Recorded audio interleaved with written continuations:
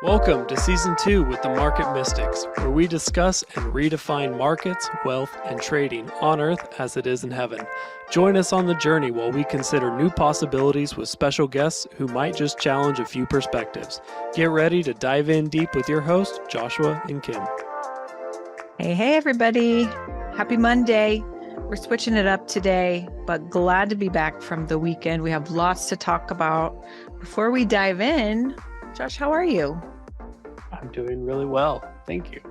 Yeah, like as Kim mentioned, we are kind of maybe going back to what we did a lot of last year, at least for this episode, and talking about the financial industry and some crypto, some banking things. So if that's not your vibe, catch us next time. If not, hang out, if so, hang out with us for a little bit. It's kind of funny because really season 2 has been so not focused on the financial system. However, the whole reason we started this whole journey was based on kind of the principle that the Father's shown us about certain world systems that are imperfect, which I think anyone could agree on, and kind of his intent to bring some change. And so that's really, if we dial way down, this is kind of at the root of why we started a lot of this. We want to hear different perspectives. We get so uber focused on the financial system because that's what the Lord has been speaking to us about. But there's so many other things out there that he's wanting to do that are kingdom. Yeah. But for today, we're going to go back to the financial system and we're going to chat about some current events, speculate a little, maybe talk about some of the things the Lord has shown us in regard to this. We're just going to dive right in to this. Okay. I just have to say this in the beginning. Don't panic about this, please. This is nothing to panic about. Anything that we're talking about is not something that you should be throwing your hands up and running around like a chicken with your head cut off. You should not do this. This is not helpful for you. It's not helpful for anyone around you. It is not helpful for kingdom. Okay. Don't panic. Also, another disclaimer, we're not financial advisors. Nothing we say is financial advice. This is strictly our personal opinion at this very moment, which is subject to change as we learn new information and gain more understanding and wisdom. So this is just a conversation we're having where we're speculating. Maybe it's like this, maybe it's not like this. True. So at the end of last week and through the weekend, I don't know. I only heard about it. I don't keep a real eye on the news. It just is not the most healthy thing for me. But I had someone bring up to me yesterday, they said, "Oh my gosh, did you hear about the collapse of the bank in California?" And I said, "Are you talking about financially or physically?" Because I was so far out of the news. But there was a bank in California that at the end of last week really had this huge collapse. And that's kind of the direction, or the thing that's driving this conversation is this piece in the headlines. But we kind of want to dig in, talk what's really happening, spiritually, what's going on, implications, what this could lead to, what this could mean, those kinds of things. Yeah. And so, to just go in a little bit more on what Kim said. So there was a bank, it's called the Silicon Valley Bank. It was the country's 16th largest bank. So a fairly large bank. At the end of 2022, they had roughly $209 billion in assets. They primarily worked with startups and some tech companies. And so in some degree, some fairly large amounts in, for what the customers were depositing or were working with flowing in and out of the bank.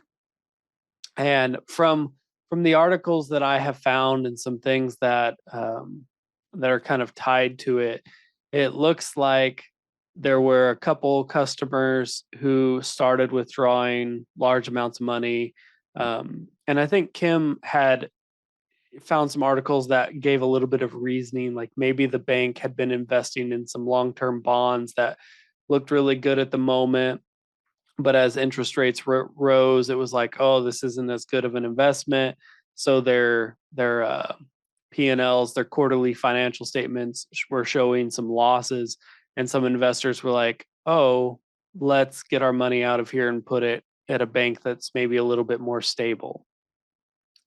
And that caused the bank to lose even more money, which caused more people to panic, and just kind of started this domino effect within the bank. And then this week, the government went in and seized all the assets to prevent a total bank run on that bank.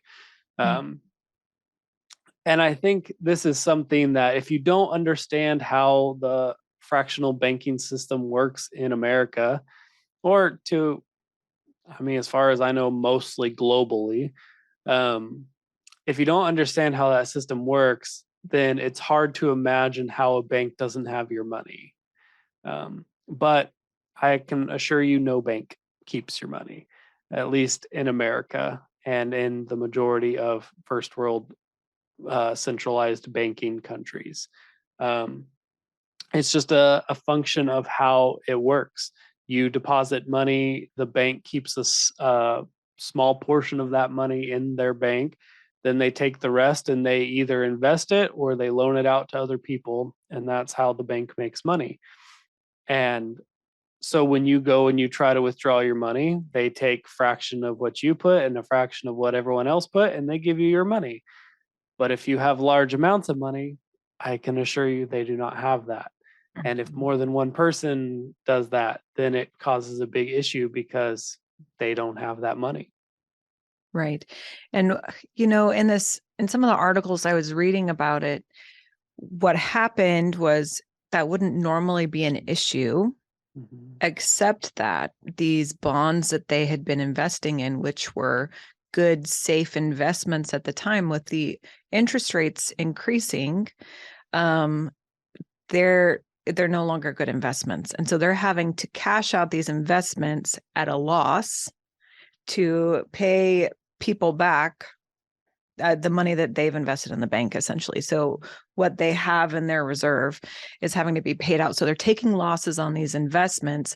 And then that news is spreading that they don't have the money on hand. And it became kind of this domino effect, like you were talking about. And so multiples were doing this. And then the news spread even further.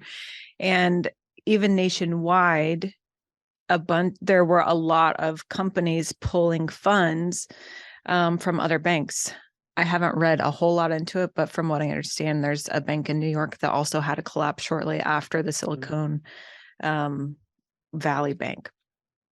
And there was a bank in New York, and also from some of what we could tell, some places in Europe and Asia, some tech companies started doing similar things because they were also concerned. Right. And you can see why we would say, if we're talking about this, don't panic, because this is the domino effect they're talking about. And on one hand, I wasn't devastated to hear this. If I'm being really honest, the Lord's kind of been talking about this kind of stuff for a while with us. Mm-hmm.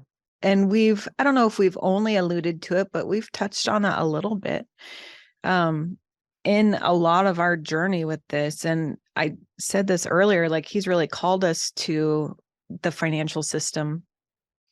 But the reason is because he's shown us that it's broken. It's not operating how it needs to operate to be most functional for his people, right? Yeah. And so we know that already through a lot of different times of, I don't know what you call it, prayer, just being with the Lord, seeking him, meditation, whatever it is you want to call. He's been showing me for a good decade that he's started kind of shaking the foundations of some of these systems in the world for them to start crumbling and falling so that he can replace them. And again, this should not be something that incites panic.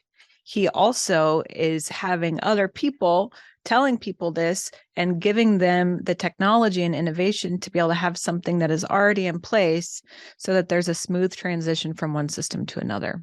Yeah, I think that's a really important thing you just said, because when we were kind of praying about this episode before we started, the Lord gave me a phrase like "Do not incite panic, do incite innovation," Mm-hmm. and that's really, if you've listened to Kim and I for a while, we're always talking about how we think the financial industry is on a shaky foundation. And in order to really build strong, the foundation has to change.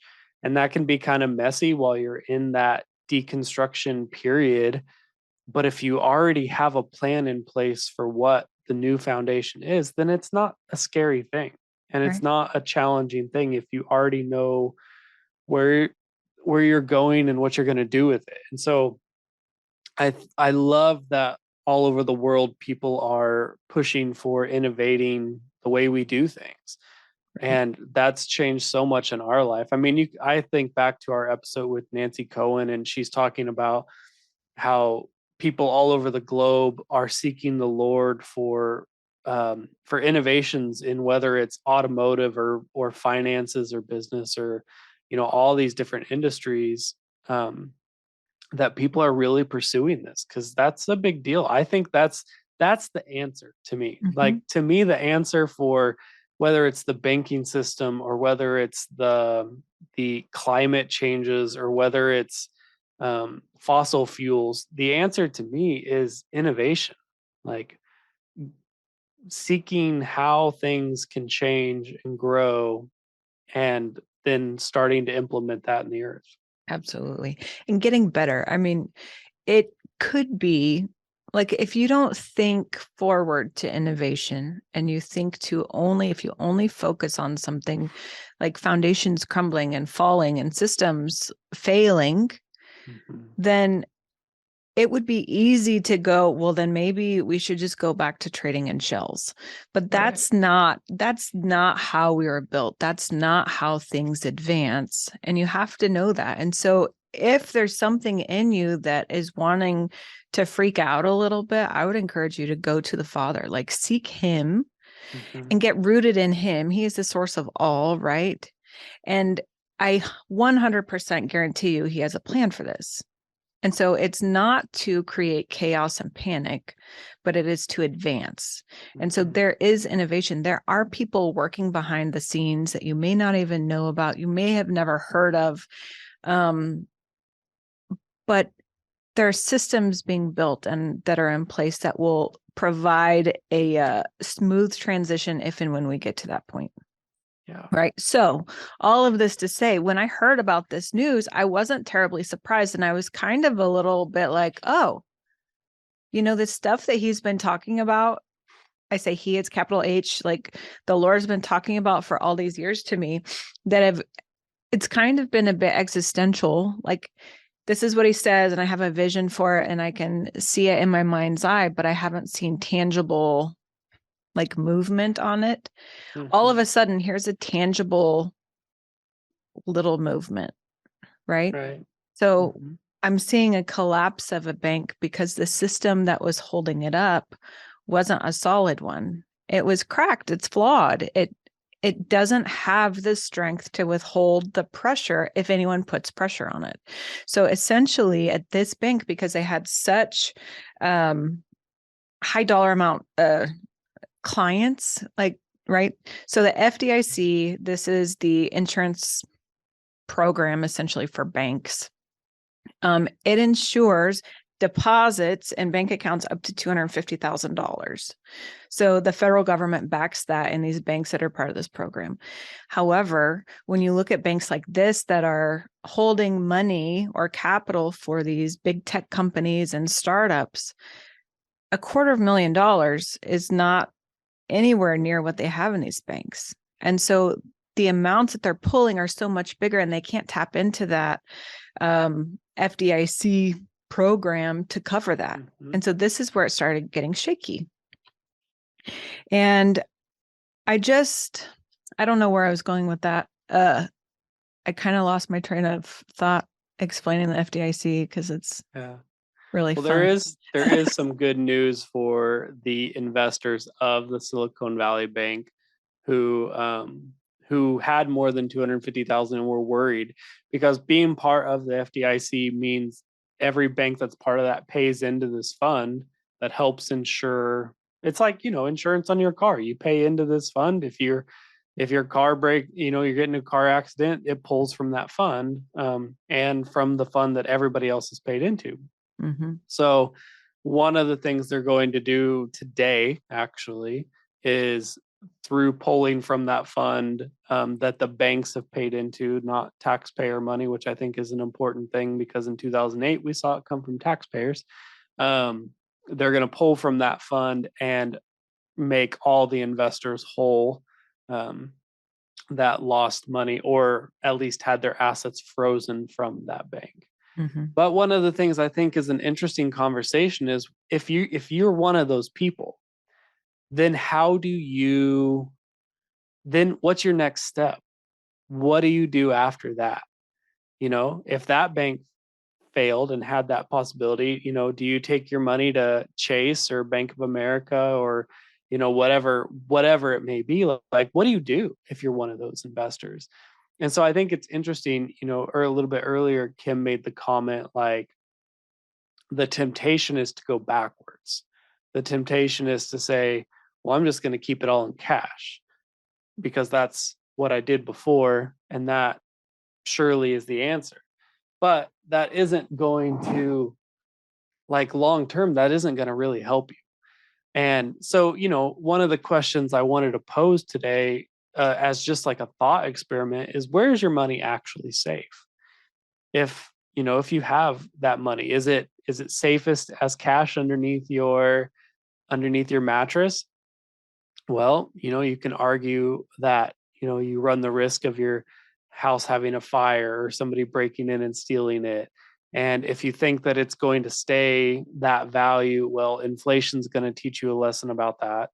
Um, if you put your money in a bank and you're one of these people who just had this happen, do you really trust the banking system to not have that same issue again? Well, maybe you're happy that the government made you whole in that, but does that shake your value and your security in the banking system? And then, we've talked all the time, we've talked for a year about crypto, but just last year we saw the exact same thing happen with the FTX exchange, which essentially is a bank of sorts.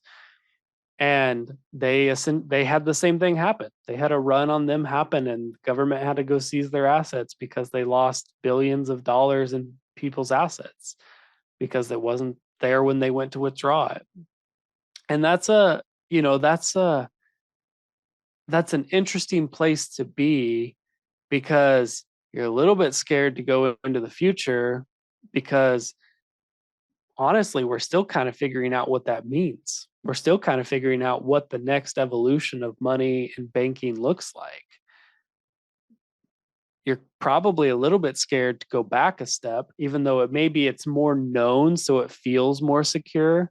Like, oh, I can have cash, and if I have cash, then I don't have transaction fees and I don't have banking fees, and maybe that gives you a little bit of like security and, oh, this is known. But if you really sit and think about it, that's, maybe there's some factors of that are true, but there's a lot of factors that you're not considering where it's not actually safer or better. And so there's a lot of this to really sit and think with. And really, my heart for this conversation is really lean into, Yahweh, what am I supposed to do for my banking? And what's your plan for this? Do I have a piece in this puzzle? I mean, one of the big reasons Kim and I have started having our interview series is because we understand that Kim and I are called to be part of educating people and innovating the banking system. But we know that there's a lot of other people who also are. So we want to have conversations with them. We also want to understand that wealth isn't just dollars in a bank account. It's there's so many other aspects to this, so many other aspects to wealth, so many other aspects to banking. Like, it's a big thing. And for many, many years, we've had a few financial crises. We've had, when COVID happened, there was a big drop in stock market and all sorts of value. We've seen rampant inflation since then. We have the housing crash in 2008. We had a tech crash in the 90s. I don't remember exactly when that happened. Um, and we've had, the Great Depression, where a very similar thing happened with a bank run, which is what the government is currently trying to get people to not do. And I would also encourage you to not do that as well. Um, but there's a lot of uncertainty globally that I think has been sitting here since COVID. Mhm. And but I think what the uncertainty offers is opportunity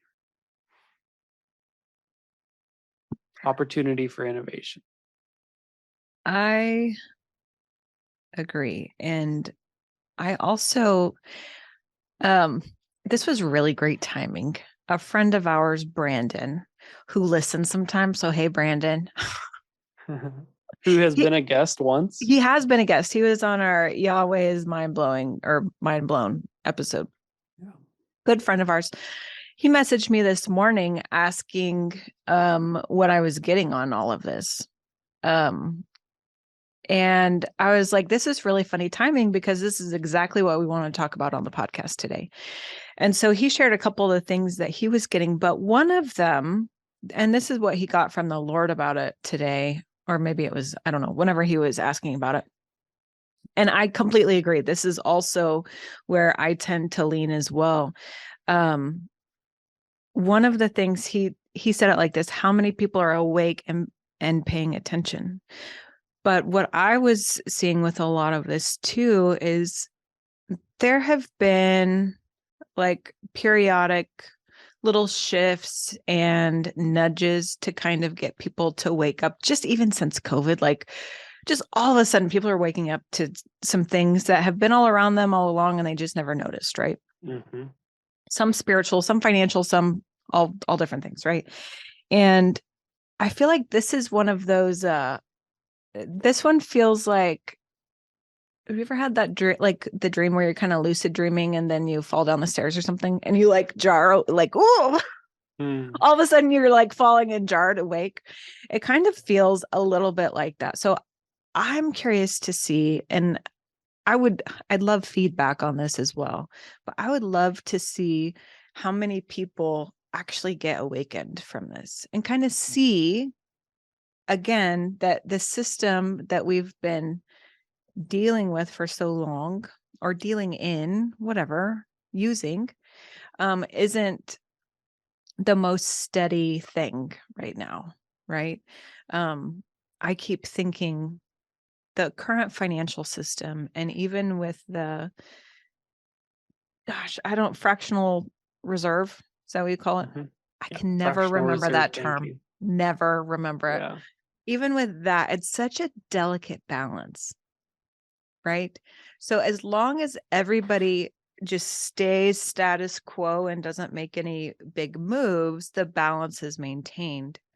However, as we saw this weekend or at the end of last week, if somebody makes one big move, it can put everything out of balance and then things start toppling. Mm-hmm. And I think this is where we really need to be aware and know that it is a delicate balance. Like, I don't think anybody, I hope, maybe I shouldn't speak for humanity. I would hope that nobody actually wants to devastate the whole world. Like, Yeah. Right. I would hope that that's not the intent of any one person. And so you would be careful with the delicate balance, but also if we're aware of it, we can start working on things to help stabilize it so that it doesn't have to be so delicate and it doesn't have to be such a nuanced movement, so that if you do invest $2 million, you can pull it at any point because it is actually your money, right? And you actually have the ability to do this. We've had episodes in the past, like who holds your keys? Who's holding the access to the financial value that you hold? Is it you? Do you actually have access to it, or have you given it to someone else and hope that they're managing it well? Right. Mhm. So I just think that some of this, and I really do hope this happens. I hope some of this is really helping people to get a little bit awakened to some of the systems that are going on, some of the things that we've been working in, the shifts that are coming, and be able to kind of help with the stability of it as opposed to taking us all on a roller coaster ride. Yeah. I don't want complete devastation. I That is not my intention at all. I'm not the person that wants that. I do want to see a change because I think there's something better.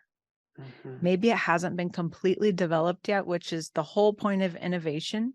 But the more people who realize that the system right now is not perfect, the more people can focus on what's to come and start dreaming about what it looks like, start strategizing, start putting systems into place, testing them so that if at any point there is another big bank run and the dominoes fall and they keep falling, that we have a switch we can flip and you can just easily guide into another system as opposed to complete devastation and building from the ground up.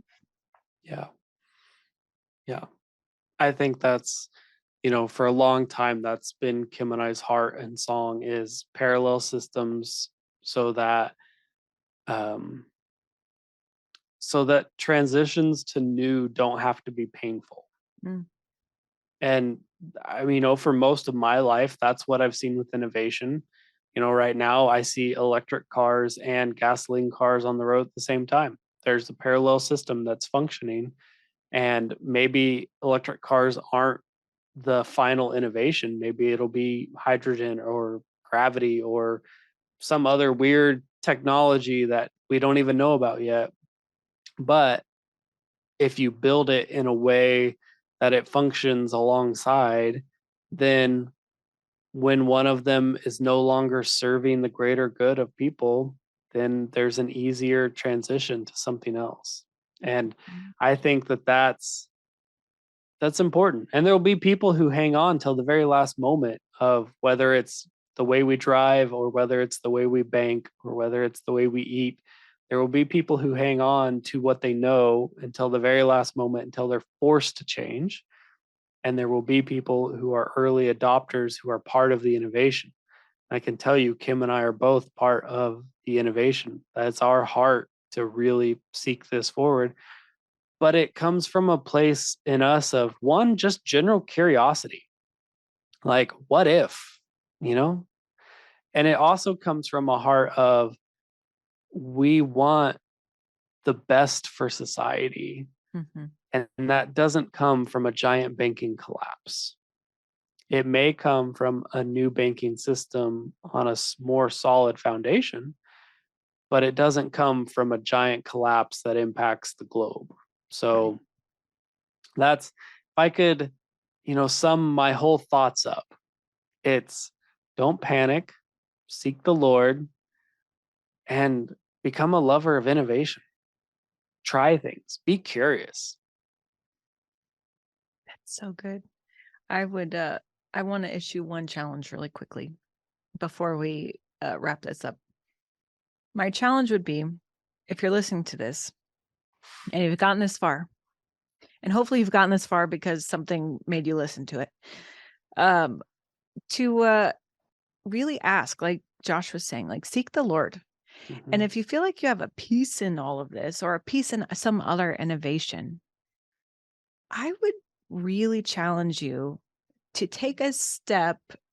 It might be an uncomfortable step. Take a step in getting that outworked, even if it is simply getting connected with other people with the same heart or the same drive or the same calling for some of that stuff. Um, we are right now in the business of talking to people who are innovating all over sectors. Like in every sector across the planet, hopefully more than we even realize. But even if you want to just comment, like reach out. I would love to see people getting connected in these new systems who don't know each other, but for some reason had to listen to the end of a podcast. And then we're like, hey, yeah, that's me. I do feel like I have a piece of it. I don't know what it is. I don't know what it looks like, but I know I have a piece of it. Yeah. That's awesome. Yeah. Good stuff. Okay. Thanks for joining us today, you guys. It's been a random one. It's been good. It's good. Random though, is sometimes good. It is good. Okay. Well, thanks for joining us. We'll see you back on Thursday. See ya. Thank you for sticking around. Listen for new episodes every Monday and Thursday. Find us on all social media platforms by searching for Market Mystics. Don't forget to follow and subscribe. Visit upperroomcd.com where you can find more information about the hosts, projects, and guests. Go deeper by booking a coaching appointment focused on redefining identity and wealth in your life. See you next time.